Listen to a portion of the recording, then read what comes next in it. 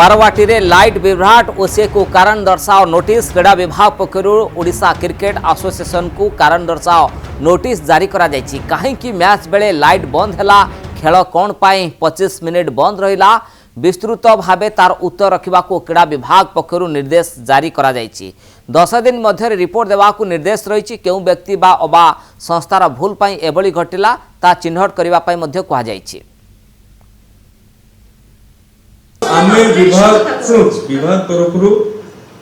आमे ये कथा को हल्का नौना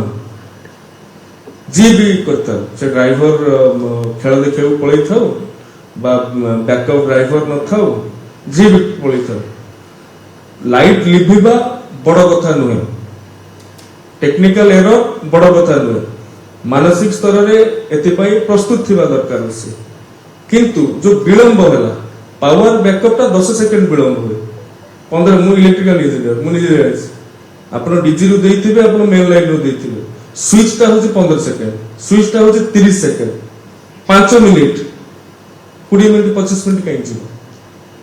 तनु ये कथा रे छडा जीव ना ये कथाटा ताको स्पष्टीकरण निया जीव एवं एपरे भी प्रिसाइजली हमें कहिछु सेटा को सब कमिटी आधार रे थिला से सब कमिटी रे को माने नियोजित थिले एवं कौन पाई